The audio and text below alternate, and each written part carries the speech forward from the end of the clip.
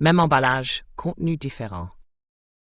La Suisse et l'Autriche sont reliées non seulement par une frontière dans les Alpes, mais aussi par un engagement de longue date et étonnamment entrelacé en faveur de la neutralité.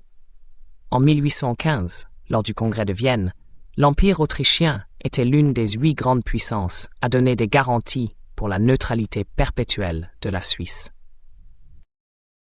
Plus d'un siècle et 2 guerres mondiales ayant brisé des empires plus tard, les Autrichiens eux-mêmes ont dû signer un mémorandum acceptant de devenir un État neutre, comme la Suisse, pour mettre fin à l'occupation d'après-guerre. Et ces dernières années, la Suisse a utilisé l'exemple autrichien pour soutenir qu'elle pourrait rejoindre le Conseil de sécurité des Nations Unies sans nuire à sa neutralité. Ce qui va autour revient autour. Néanmoins, il présente des variations considérables sur des questions politiques concrètes. Par exemple, malgré la promesse écrite des Autrichiens de suivre le modèle suisse, l'une des premières choses que Vienne a faites après avoir fait de la neutralité la loi du pays a été de demander l'adhésion aux Nations Unies, quelque chose que la Suisse avait exclu pour elle-même, arguant que cela serait incompatible avec la neutralité. Selon Berne, l'ONU était le club des vainqueurs de la Seconde Guerre mondiale, ou VU, manquant d'universalité, et était donc interdit à un État neutre. De même, une fois la guerre froide terminée, l'Autriche, avec les neutres nord-européens Suède et Finlande, a rejoint l'Union européenne en 1995, tandis que la Suisse s'est abstenue. Bien que le gouvernement et le Parlement aient souhaité rejoindre la Communauté économique européenne, le précurseur de l'USEA, un référendum en 1992 a donné un résultat de 50,3% de votes contre. Les critiques suisses de l'intégration européenne soutiennent depuis lors que l'adhésion à l'UE est incompatible avec la neutralité, ce qui explique l'absence de la Suisse dans l'Union jusqu'à ce jour. Ce n'est qu'en 2002 que le pays est devenu membre de l'ONU, après qu'un nombre suffisant de ses citoyens ait été convaincus que l'organisation avait atteint une véritable universalité et donc une compatibilité avec la neutralité suisse. L'Autriche, en d'autres termes, comprend sa neutralité de manière moins restrictive en ce qui concerne la participation aux organisations internationales. Cela se manifeste par diverses initiatives autrichiennes, comme les appels du chancelier Bruno Kreisky, 1970-83, pour résoudre la question palestinienne, ou plus récemment, le leadership de l'Autriche dans la création du traité sur l'interdiction des armes nucléaires, et son rôle proactif dans la facilitation d'un accord sur les capacités nucléaires de l'Iran, le JCPOA, entre Téhéran et Washington. Économiquement et diplomatiquement, Vienne a souvent compris sa politique étrangère, comme ce que l'historien Heinz Gärtner, 2018, a qualifié de neutralité engagée. En matière militaire, Vienne a également souvent pris des chemins différents, utilisant sa politique de neutralité comme un argument pour réduire la taille de ses forces ou plaider en faveur du désarmement mondial et de la non-prolifération, tout en passant la guerre froide à cheval sur le rideau de fer. En Suisse, l'argument opposé était prédominant, à savoir que l'État devait maintenir une armée importante et bien équipée pour défendre sa neutralité contre d'éventuelles menaces. Jusqu'à la fin des années 1960, la Suisse a même sérieusement envisagé de construire ses propres armes nucléaires, soutenue de manière significative par des membres de l'establishment militaire qui croyaient qu'une bombe suisse était la seule capable de préserver la neutralité du pays à l'ère nucléaire. Zog, 2024. Pourquoi est-il que sur le papier, il semble que la Suisse et l'Autriche partagent un engagement envers les mêmes principes de neutralité, mais en pratique, elles s'écartent si significativement sur des politiques concrètes? Ce chapitre explore les principaux facteurs des différences et des similitudes dans les conceptions contemporaines de la neutralité autrichienne et suisse. D'une part, des développements analogues dans les premiers jours des deux neutralités légalement garanties éclairent en partie pourquoi elles ont plus en commun l'une avec l'autre qu'avec d'autres neutres d'âge comparables. D'autre part, les différences dans les besoins internationaux de Berne et de Vienne et leurs trajectoires historiques individuelles expliquent pourquoi elles ont chacune suivi leur propre chemin dans la définition de ce concept flou. Enfants de la guerre. Avant de discuter des différences, considérons quels facteurs rendent les neutralités suisses et autrichiennes similaires. Tout d'abord, elles sont toutes deux le produit de la manière dont de grandes et dévastatrices guerres européennes se sont terminées, durant lesquelles les deux États ont connu l'occupation. Pour les Suisses, ce furent les guerres napoléoniennes qui ont entraîné la conquête par les Français, tandis que pour les Autrichiens, il s'agissait de la Seconde Guerre mondiale et de l'occupation alliée qui a suivi. Dans les deux cas, leur neutralité moderne faisait partie d'un accord global en tant que règlement d'après-guerre. En 1815, lors du Congrès de Vienne, les 8 grandes puissances réunies ont consigné par écrit qu'elles reconnaissaient que l'intérêt général exige que les États helvétiques bénéficient d'une neutralité perpétuelle et souhaitant, par des restitutions territoriales et des cessions, leur permettre de garantir leur indépendance et de maintenir leur neutralité. Hansa, 1816. Ce traité historique, auquel la Suisse a adhéré quelques mois plus tard, a été déterminant de 2 manières.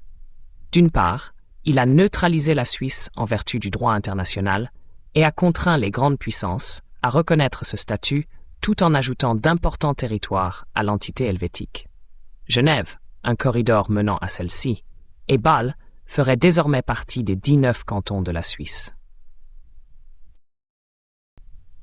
Les grandes puissances étaient, par des mots et des actes, intéressées à faire du corps politique suisse une partie viable du système de concert européen, suffisamment forte et indépendante pour servir de tampon entre l'Autriche et la France, en empêchant les Alpes entre elles d'être utilisées comme un terrain de staging par l'une ou l'autre partie pour menacer l'autre, et que la Suisse ne redevienne pas un État vassal, comme cela avait été le cas sous Napoléon.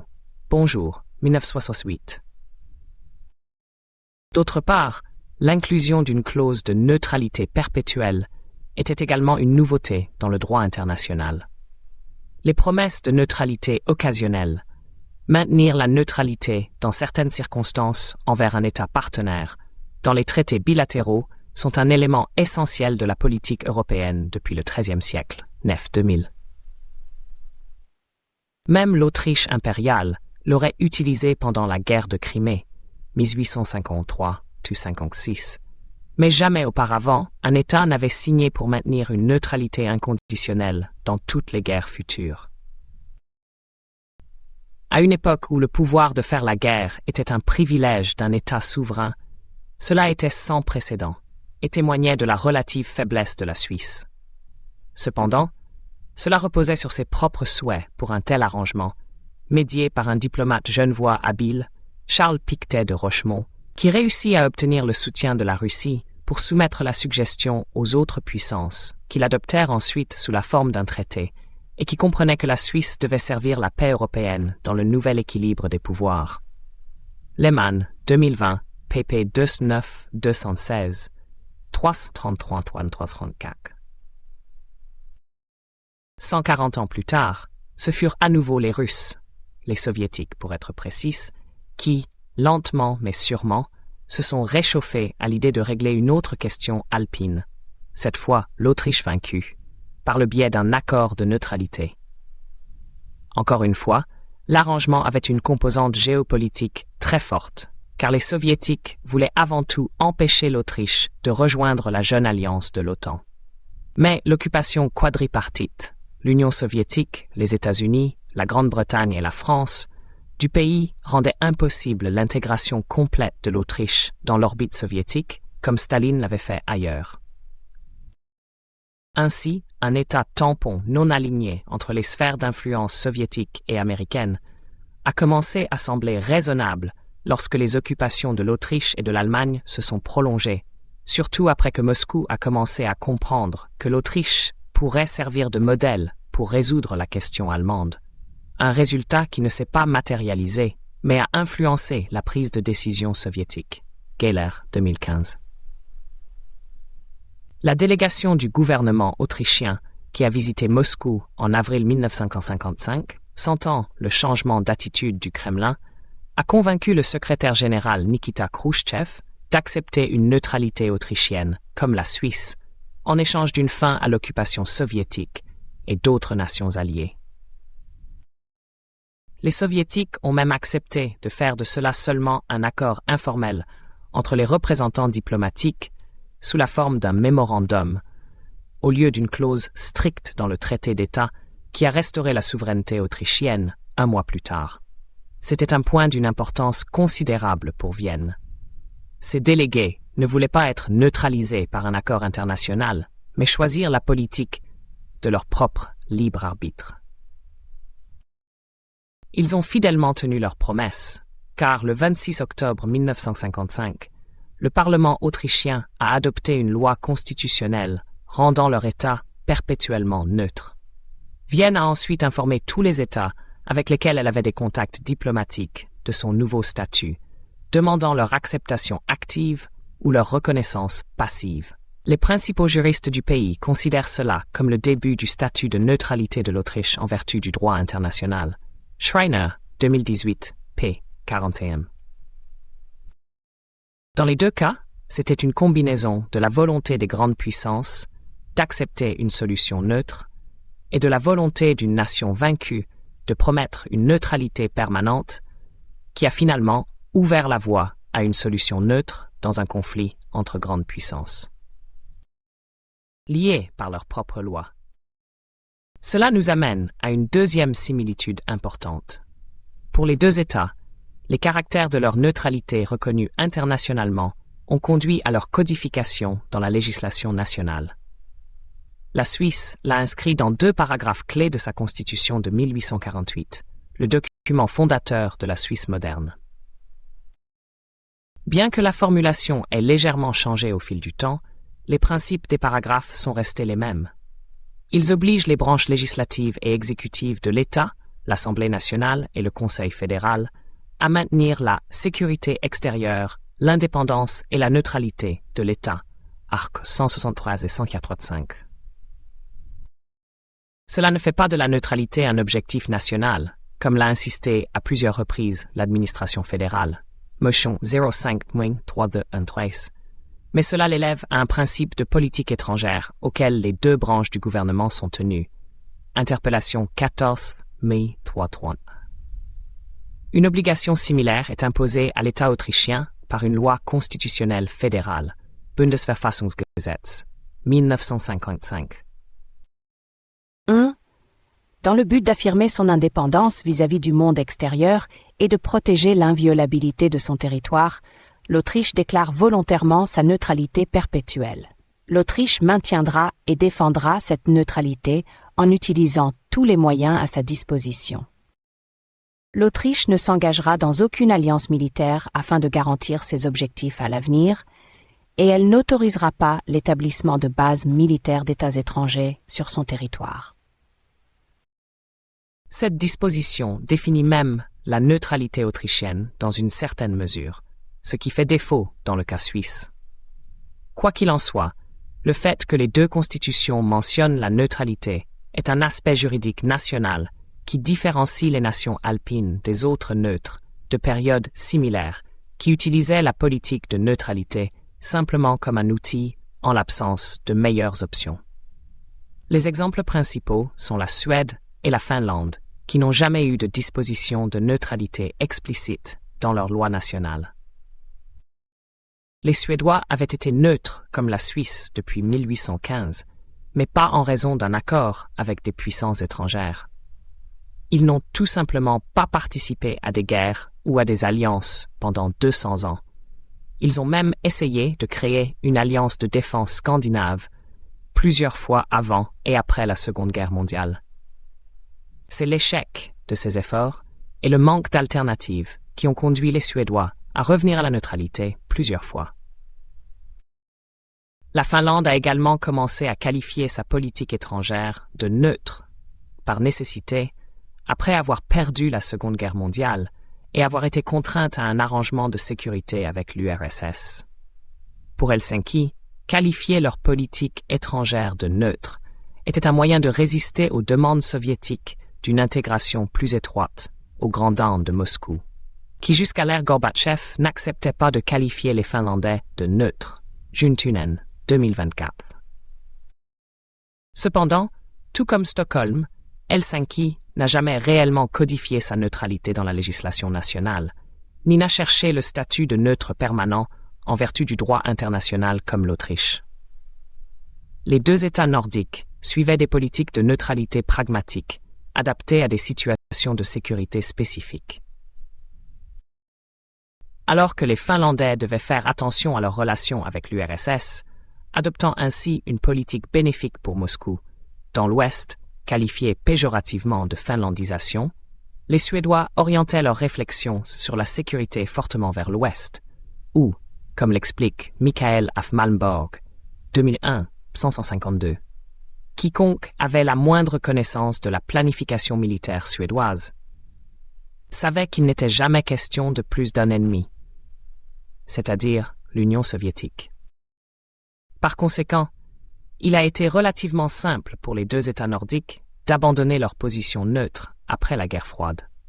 Une fois que la dichotomie Est-Ouest a cessé et que le niveau de menace a diminué, la Suède et la Finlande ont d'abord reformulé leurs politiques étrangères autour du tournant du millénaire en tant que non-alignement en temps de paix, abandonnant les références à une neutralité stricte dans leur communication de politique étrangère, et finalement ont également renoncé à cette position en 2022 lorsqu'elles ont demandé à adhérer à l'OTAN.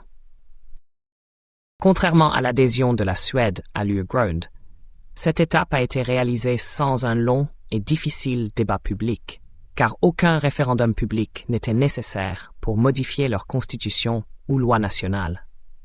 Cet aspect diffère fortement de la Suisse et de l'Autriche, qui feraient face à des obstacles publics beaucoup plus importants pour changer la politique, car cela nécessiterait une implication extensive du grand public pour modifier un élément aussi fondamental de l'identité nationale. En Autriche, une majorité des 2/3 dans les deux chambres du Parlement serait nécessaire pour modifier la loi sur la neutralité, et un obstacle encore plus grand existe pour la Suisse, où les modifications de la Constitution ne peuvent être réalisées que par un référendum obligatoire. À cet égard, les neutralités alpines ont toujours été plus solidement ancrées dans le droit national que leurs homologues nordiques. La neutralité fournit une identité. Enfin, dans les deux pays, le discours sur les principes fondamentaux de l'État a conduit à l'identification de larges pans de la population avec celui-ci. Les gens perçoivent la neutralité comme une partie essentielle de ce que signifie être autrichien ou suisse. À des moments différents, mais de manière similaire, des citoyens privés, des politiciens et des penseurs ont commencé à attribuer des valeurs à la neutralité qui allaient bien au-delà d'une simple politique étrangère. Par exemple, Pictet de Rochemont, le diplomate suisse du XIXe siècle mentionné précédemment et l'un des pères intellectuels de la neutralité suisse moderne, considérait cette politique comme un service rendu à l'Europe, permettant l'établissement d'une paix durable en protégeant les Alpes contre la concurrence des grandes puissances. Cette idée a poussé de nombreux libéraux contemporains à reconsidérer la position de la Suisse dans le processus de construction nationale de cette époque comme un projet intrinsèquement européen. Un siècle plus tard, l'expérience d'avoir survécu à 2 guerres mondiales sans dommages a eu un impact profond sur la psyché nationale, convainquant des générations de Suisses que les politiques d'autodéfense et d'autonomie, y compris la neutralité, étaient justes pour protéger leurs moyens de subsistance au sein d'un petit État.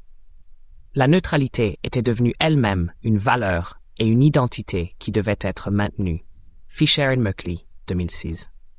Ainsi, le discours suisse pendant la guerre froide était centré sur les dangers de faire partie d'efforts étrangers visant à consolider le pouvoir en dehors de l'État, comme l'intégration européenne ou l'ONU. Une grande partie de cela était fermement ancrée dans les croyances populaires concernant les valeurs fondamentales suisses. les sondages d'opinion ont constamment révélé des taux d'approbation astronomiques pour la neutralité, même après la guerre froide. Depuis 1989, le Centre d'études de sécurité de Zurich réalise des enquêtes annuelles sur l'opinion publique concernant diverses questions de sécurité, montrant qu'une approbation inébranlable du maintien de la neutralité se situe entre 80 et 87%. Bien que la guerre russo-ukrainienne en 2022 ait entraîné une chute de ces valeurs de 87% à 89%, elles ont depuis de nouveau augmenté à 91% en 2023. Svirsev Tresh 2023. En fait, la fin de la guerre froide a rendu la neutralité encore plus attrayante pour la population suisse. Il en va de même pour l'Autriche, où la neutralité est devenue une partie importante de l'identité nationale. Par exemple, le 26 octobre, le jour où l'Autriche a adopté sa loi sur la neutralité, est aujourd'hui célébré comme la fête nationale de la République. La décision d'adopter un jour férié pour célébrer l'État autrichien a été prise en 1965, et pendant toute la durée de la guerre froide, il était célébré sous le nom de Jour de la neutralité. Ce contraste est plutôt marqué par rapport à d'autres fêtes nationales, comme le jour de l'indépendance des États-Unis ou le jour de l'unité allemande, et reflète à quel point la neutralité faisait partie de la nouvelle identité nationale émergente de l'Autriche. Bien que cette tradition ait évolué ces dernières années, Schreiner, 2018, Paperled 5, 229, l'identification de l'État autrichien avec la neutralité reste fondamentale, comme l'ont récemment exprimé les discours du président de la République, Alexander Van der Bellen, et de la ministre de la Défense, Claudia Tanner, dans leurs allocutions à la nation le 26 octobre 2022. Bien que le chancelier Karl Nehammer n'ait pas mentionné la neutralité dans son discours, Van der Bellen, 2022, et Tanner, 2022, l'ont qualifié de principe, donnant aux Autrichiens un sens d'orientation et une grande valeur. Par conséquent, tout comme en Suisse, la neutralité est restée extrêmement populaire parmi le public, même après la guerre froide, avec des taux d'approbation oscillant entre 60 et 80%, selon l'année et les questions posées. Même en 2023, seulement 16% des Autrichiens souhaitaient rejoindre l'OTAN, tandis que 71% préféraient rester neutres. 2023. Origine floue contre nouveau commencement. Il existe cependant des différences fondamentales dans les évolutions normatives des deux conceptions de la neutralité qui expliquent en partie les variations observables au niveau des politiques. Pour commencer, les origines des deux neutralités sont rappelées de manière complètement différente. À cet égard, les deux nations sont aussi différentes que possible. L'Autriche est devenue un petit État au cœur des Alpes, seulement après avoir été vaincue lors de 2 guerres mondiales. La Seconde République, qui a émergé après la Seconde Guerre mondiale, était très éloignée de l'immense empire multiethnique et multilingue que Vienne contrôlait autrefois. Cette expérience est radicalement différente de celle de la Suisse, qui n'a participé à aucune des 2 guerres et qui était une petite république alpine depuis des siècles, remontant à 1291. Le traumatisme autrichien d'être réduit d'une grande puissance à un petit État laisse peu de place au récit de continuité historique. L'Autriche du XIXe siècle est un souvenir d'un passé révolu, pas une partie de l'expérience vécue aujourd'hui. Même la Suisse moderne, c'est-à-dire l'ordre politique fondé en 1848, a 100 ans de plus que la Deuxième République. Ainsi, en ce qui concerne l'identité, les Suisses revendiquent des origines beaucoup plus anciennes de leur État contemporain et de leur politique nationale fondamentale. Cela est particulièrement pertinent pour le débat sur la neutralité. En fait, il existe de longs débats sur les origines de la neutralité suisse.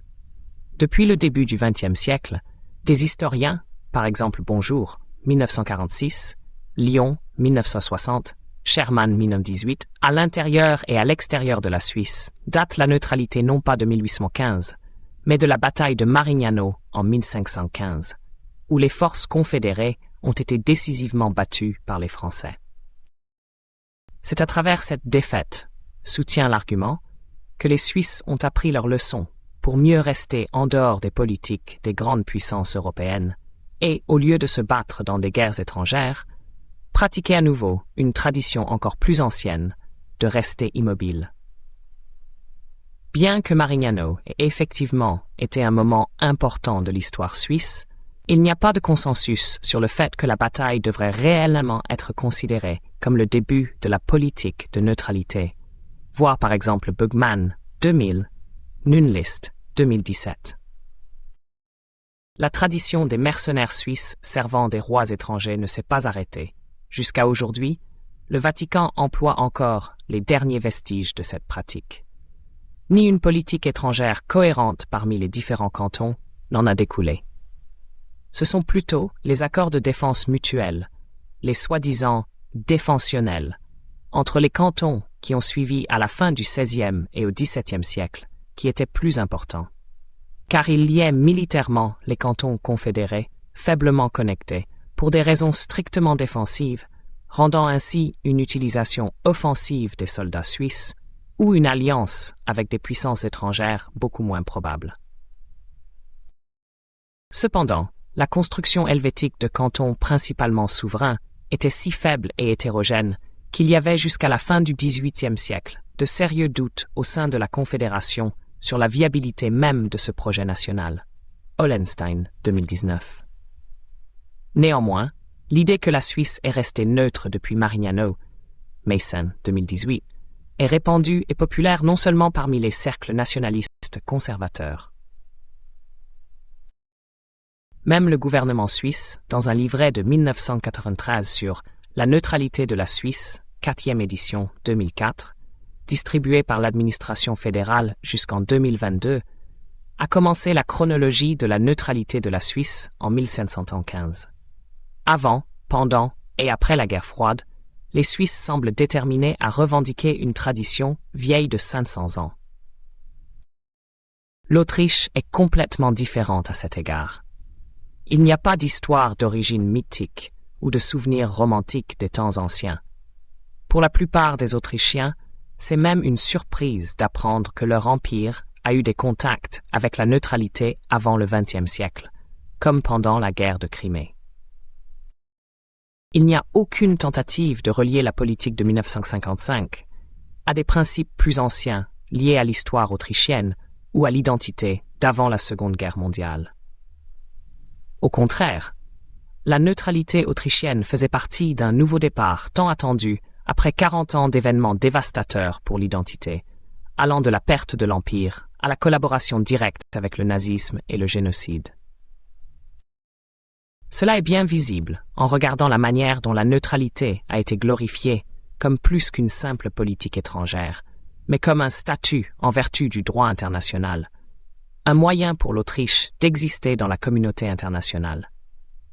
Ainsi, les célébrations de la fête nationale qui tournent autour de la neutralité ne sont pas un hasard. La neutralité a été consciemment élevée au rang de principe fondamental de l'État, quelque chose dont chaque Autrichien devrait être bien conscient.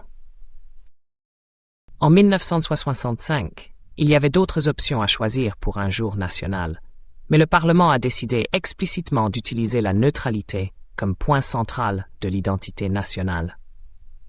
Des facteurs socio-psychologiques ont pu jouer un rôle dans cela, mais au moins en partie, c'était une décision politique consciente dans le but de construire une nouvelle identité autrichienne après une rupture douloureuse avec le passé.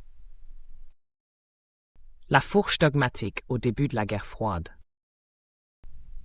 Une autre différence fondamentale réside dans la conceptualisation des politiques étrangères concrètes qu'un petit État neutre permanent devrait adopter. Une scission dogmatique, aux conséquences considérables, s'est produite dans les années 1950, dès le début de la neutralité autrichienne. Deux penseurs éminents et respectés en droit international étaient les théoriciens de cette scission, Rudolf Binschedler de Suisse et Alfred Verdross d'Autriche. Bien qu'aucun d'eux ne fût l'initiateur des approches politiques, ces décisions avaient été prises auparavant, ils les ont énoncées en termes juridiques influençant des générations de penseurs suisses et autrichiens jusqu'à présent. Leurs interprétations de la neutralité sont devenues si proéminentes que des universitaires et des fonctionnaires ont littéralement commencé à utiliser le mot doctrine pour désigner leurs thèses respectives. En 1954, Bandschedler, qui avait travaillé comme avocat interne pour le département politique, le ministère des Affaires étrangères de la Suisse, a rédigé un court mémo de 4 pages sur la signification de la neutralité. Bien qu'il ne soit jamais devenu la position officielle du Conseil fédéral, le mémo a été largement diffusé dans l'administration et a été cité tout au long de la guerre froide. Il a établi l'idée que les neutres permanents, en raison de leur obligation de rester neutres dans toutes les guerres futures, étaient soumis à des obligations spéciales et secondaires en temps de paix, pour s'assurer qu'aucune de leurs décisions de politique étrangère ne rendrait la neutralité impossible en temps de guerre. Cette ligne de pensée a évolué vers la soi-disant Vorwirkungslehre, doctrine des préconditions, selon laquelle le statut de neutralité permanente était assorti de préconditions qui devaient être remplies par le biais d'une politique de neutralité en temps de paix correcte, en plus du maintien d'une stricte neutralité légale lorsque la guerre éclatait réellement. Une telle condition préalable était, pour des raisons évidentes, de ne pas rejoindre une alliance militaire. Mais, tout aussi important, était de ne pas faire partie de clubs économiques ou politiques qui pourraient contraindre leurs membres à s'engager dans des actions non neutres en temps de guerre. Bandschedler l'a formulé comme suit. Lors de la participation à des conférences et organisations internationales, il est important de distinguer si elles ont un aspect principalement politique, économique, culturel ou technique. S'il s'agit de conférences ou d'organisations de nature politique, la participation ne peut être envisagée que si elle présente une certaine universalité. Les principaux représentants des groupes politiques concernés doivent participer, en particulier, les 2 parties impliquées dans tout conflit potentiel. Dans ce sens, il est également important pour la Suisse d'éviter de prendre parti. Bandschedler 54. La ligne de pensée de la doctrine Bandschedler était l'une des principales raisons pour lesquelles la Suisse est restée à l'écart de l'adhésion à l'ONU jusqu'en 2002, Fisher et Merkley, 2016. Une théorie distinctement différente de la neutralité permanente a été formulée par Alfred Verdross, doyen de la faculté de droit de l'Université de Vienne et l'un des principaux experts du pays en droit international.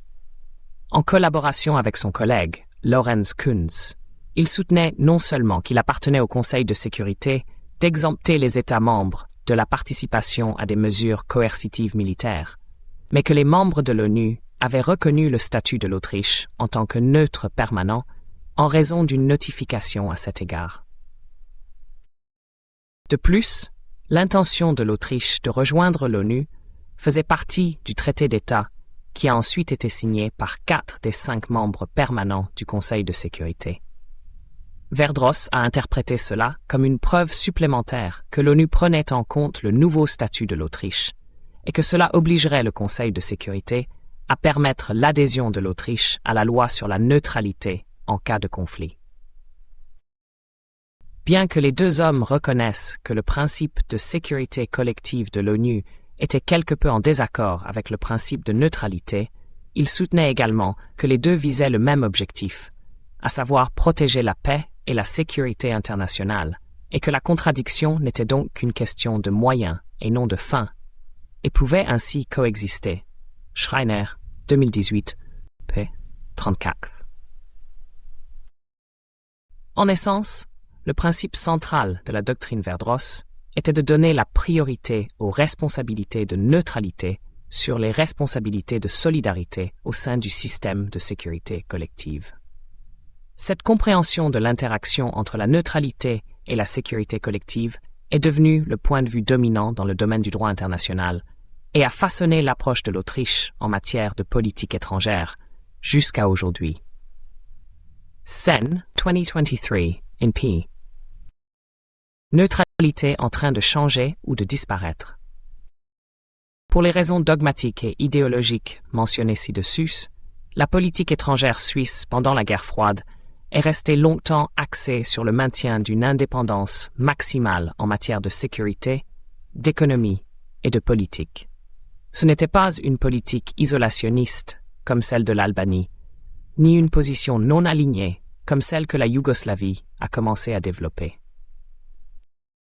La Suisse a participé à des éléments clés de la structure économique de la guerre froide de l'Occident, comme le plan Marshall, commençant en 1947, et ensuite coopéré de manière informelle avec les contrôles à l'exportation de COCOM, intégrant ainsi la Suisse dans le système commercial euro-atlantique. Berne ne s'est pas non plus opposé à une participation diplomatique à des initiatives pan-européennes universelles, mais non contraignantes, comme le Conseil de l'Europe, qu'elle a rejoint en 1963. De plus, avec les autres États neutres et non alignés d'Europe, il a joué un rôle important dans la création de la Conférence sur la sécurité et la coopération en Europe, CSCE, au milieu des années 1970. Fischer, 2009. En outre, la Suisse est restée disposée à soutenir les activités de paix et de diplomatie internationale lorsqu'on lui en a fait la demande. C'était l'une des deux commissions neutres mettant en œuvre l'armistice coréen après 1953. Elle est également restée disposée à offrir Genève comme un lieu de rencontre européen pour l'ONU et une pléthore d'autres organisations internationales. Enfin, il y a la pratique de longue date de Berne, consistant à fournir des services de bons offices pour médiatiser entre des États tiers qui ont rompu leurs relations. Certains de ces efforts sont restés discrets, tandis que d'autres sont devenus visibles, comme pendant la crise des otages en Iran de 1969-80, les sommets des superpuissances de 1985 à Genève, Fischer et Möckli, 2016. Et plus récemment, les efforts de médiation entre la Russie et la Géorgie en 2010-11 et le sommet États-Unis-Russie de 2021 à Genève. Cependant, sur des questions touchant directement aux affaires militaires et à l'indépendance politique, Berne a maintenu une distance prudente. Chaque fois que des organisations supranationales et le partage de souveraineté sont impliqués, la compréhension de la neutralité par Bin Schedler influence le débat politique, bien que cette inclination ait progressivement diminué après la guerre froide. Certaines activités, en particulier celles de nature militaire, ont été suscitées par la nature modifiée du système international. Après que même la Russie a rejoint le programme Partenariat pour la paix, PFP, de l'OTAN en 1984, la Suisse a également commencé à coopérer dans ce format à partir de 1996. Il n'y avait plus de danger d'être unilatéral. La Suisse a également contribué des troupes à la mission KFOR, établie conformément à la résolution 1244 du Conseil de sécurité de l'ONU, le plan de paix pour le Kosovo, à partir de 1999. Bien que cette décision ait été débattue émotionnellement en Suisse et s'opposée par des conservateurs nationaux, le fait que la résolution ait été soutenue même par la Yougoslavie signifiait qu'au moins sur le papier, l'universalité de la mission était assurée en plus de sa nature de maintien de la paix. Puis, en 2002, la Suisse a rejoint l'ONU et au cours des 20 années suivantes, a progressivement réduit ses réserves à l'égard de l'OTAN, au point qu'en 2023, le Conseil fédéral a publié une nouvelle doctrine de sécurité, Zusatzbericht 2022, qui dit explicitement que la coopération avec l'Alliance est essentielle, au point que même l'interopérabilité est mentionnée comme un objectif.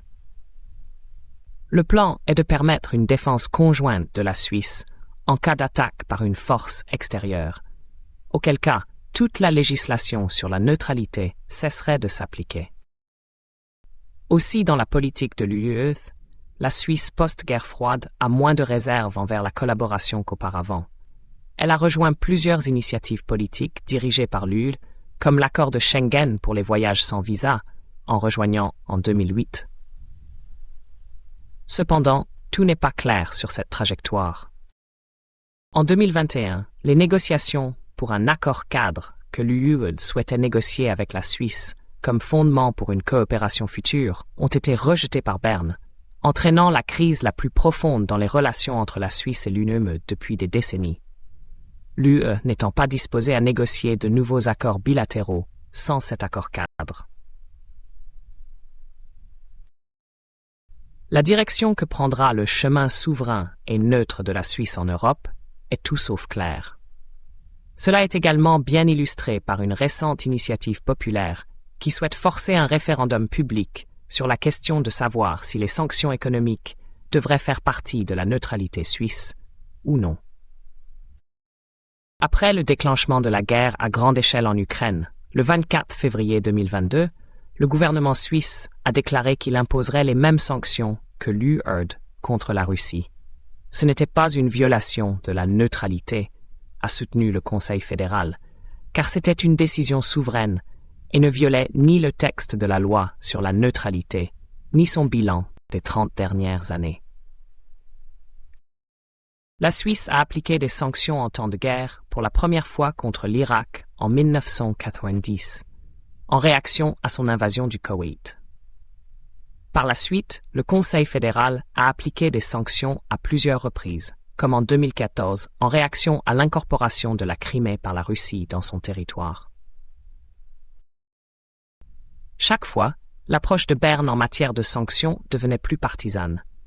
Dans le cas irakien, les sanctions avaient au moins été ordonnées par l'ONU. En 2014, la Suisse a mis en œuvre des sanctions similaires à celles que l'UE a imposées à la Russie, mais Berne définissait toujours le contenu des sanctions par elle-même. Enfin, en 2022, elle a simplement copié les mêmes sanctions que l'UE avait imposées à la Russie. Ainsi, les sanctions n'étaient pas seulement un problème de l'après-guerre froide, mais aussi un sujet qui a pris un caractère de plus en plus partisan au fil du temps, tout en défendant la position selon laquelle les sanctions sont compatibles avec sa compréhension légaliste de la neutralité. Mais le Parti populaire national conservateur n'est pas d'accord. Considérant que le président américain Joe Biden, 2022, a également déclaré à propos des sanctions que même la Suisse y avait adhéré, ils estiment que la crédibilité de la neutralité est menacée. Ils affirment que la neutralité légale aide très peu lorsque la guerre est menée par des mesures économiques. Par conséquent, ils ont lancé un processus pour forcer un référendum sur la question des sanctions sous la forme d'une nouvelle définition constitutionnelle de la neutralité suisse. Si cela réussit, le référendum sur la neutralité aura lieu en 2024 ou 2025. L'Autriche, comme nous l'avons vu, était et est toujours beaucoup moins hésitante lorsqu'il s'agit de concilier neutralité et intégration internationale. Comme la Suisse, elle était partiellement intégrée au contrôle d'exportation de COCOM, mais avait l'un des volumes commerciaux les plus élevés des États d'Europe de l'Ouest avec l'Est, l'UIF 1984. Bruno Kreisky, le chancelier social-démocrate populaire et en poste depuis longtemps des années 1970, a mis en œuvre ce qu'il appelait une neutralité active, qui l'a amené à s'engager dans une diplomatie dynamique de tiers, à promouvoir le multilatéralisme, à soutenir le processus de détente entre l'Est et l'Ouest, et à s'impliquer dans les conflits Nord-Sud, proposant même un soi-disant plan Marshall pour le tiers-monde. Kreisky a également fermement défendu les droits des Palestiniens et a collaboré avec les dirigeants social-démocrates allemands et suédois, Willy Brandt et Olof Palme, sur des questions de socialisme international. Gärtner, 2018. De telles initiatives proactives distinguent la diplomatie autrichienne de la politique étrangère beaucoup plus réactive de la Suisse pendant la guerre froide. Bien que certaines de ces activités soient influencées par des personnalités individuelles, le caractère plus engagé de l'approche autrichienne est également visible après la fin de la guerre froide. Lorsque Vienne a rejoint l'UNE, est ainsi devenu membre de sa politique étrangère et de sécurité commune, SC, et de la politique de sécurité et de défense commune, PSDC. En 1998 et 2010, le Parlement national a adopté une autre loi constitutionnelle stipulant que ces politiques de l'UE ne constituait pas une violation de la loi de neutralité de 1955. Étant donné que ni la PSDC ni la PESC ne représentent un engagement d'alliance et que l'Autriche, comme tous les autres États membres de l'UE, dispose de facto d'un droit de veto sur la création de mécanismes similaires à des alliances dans ses politiques, celles-ci doivent être prises à l'unanimité. De plus, les dispositions d'une option de retrait pour les États neutres, la clause irlandaise, maintenant la neutralité même en cas d'attaque armée contre l'UE, reste possible même si l'article de défense collective de la PSDC devait être déclenché. La nature plus proactive de la neutralité autrichienne par rapport à la version suisse a de nouveau été mise en avant en avril 2022, lorsque le chancelier Karl Nehammer est devenu le premier chef d'État de l'UE à visiter Moscou et à parler directement au président russe Vladimir Poutine après l'invasion de l'Ukraine. Comme la Suisse, l'Autriche fait partie du régime de sanctions contre la Russie, mais a jusqu'à présent résisté à l'envoi d'armes en Ukraine. D'un autre côté, elle a autorisé des transports militaires à travers son territoire et a effectué des contributions financières à la Facilité européenne de paix au nom orwellien, qui a financé des systèmes d'armement destinés à être utilisés par l'Ukraine contre la Russie. Conclusion. Les neutralités de l'Autriche et de la Suisse peuvent sembler similaires et se sont influencées mutuellement pendant longtemps, mais en réalité, ce sont des animaux différents, tant sur le plan philosophique que pratique. Cela ne devrait pas être trop surprenant, car après tout, ce sont des pays différents avec des trajectoires historiques différentes et des défis à relever. Ainsi, ils ont adapté leurs principes de neutralité et leur politique étrangère à leurs propres besoins. Dans ce processus, les développements spécifiques à chaque pays comptent autant que les expériences communes des deux États. Pour les Autrichiens, le statut de neutralité fait partie d'un nouveau départ, tandis que pour les Suisses, c'est un lien avec un passé mythologique. Ainsi, la rhétorique politique sur le concept diffère aujourd'hui, car l'un est enclin à souligner l'importance de la neutralité pour retrouver l'indépendance, tandis que l'autre le présente comme quelque chose qui a garanti sa souveraineté à travers les siècles et qu'il a dû défendre à plusieurs reprises. Pendant la guerre froide, les neutralités suisses et autrichiennes apparaissent différentes, car l'une a compris le principe comme signifiant peu ou pas de participation aux structures internationales, tandis que l'autre ne l'a pas fait. La différence n'est pas induite par le concept de neutralité lui-même, mais plutôt par l'expérience des années précédentes, amenant les penseurs locaux, les politiciens et le public à remplir le concept de neutralité de signification correspondant à leur conception de ce passé. La différence s'estompe si nous ne comparons pas les concepts de neutralité contemporains, mais leur progression. La Suisse, en 1815, au début de sa neutralité permanente garantie, n'avait aucun problème à relier son statut à la sécurité de l'Europe, comme l'a fait Pictet de Rochemont, et même en 1919, elle ne voyait toujours pas de contradiction à rejoindre la Société des Nations. Les conceptions suisses précoces de la neutralité permanente ressemblent aux conceptions autrichiennes précoces de la même. Elles ne changent que dans le temps, à mesure que de nouvelles guerres façonnent de nouvelles expériences sur le concept de neutralité. C'est pourquoi il existe certaines contradictions étranges entre les deux. Alors que l'Autriche est interdite de rejoindre une alliance militaire par sa propre constitution, elle ne considère pas l'UE ou la PSDC comme telle, et est donc parfaitement capable de concilier neutralité et intégration européenne. La Suisse, en revanche, n'a pas encore de prohibition stricte contre l'adhésion à une alliance militaire dans sa constitution, mais une grande partie de la population considère que le partage de souveraineté de l'UE et la PSDC sont incompatibles avec leur compréhension de la neutralité, une position fortement influencée par les définitions de la guerre froide qui sont devenues populaires il y a des décennies. À moins que l'un ou l'autre des États ne suivent les traces de la Suède et de la Finlande, abandonnant complètement leur neutralité, ce processus continuera probablement. De nouvelles guerres continueront à façonner la compréhension de ce que signifie la neutralité pour les Suisses et les Autrichiens et auront un impact sur les politiques de leur gouvernement. Il est probable qu'elles ne seront pas les mêmes.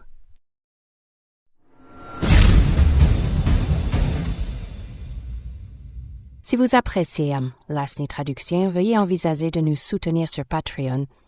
Le lien est dans la description. Merci beaucoup.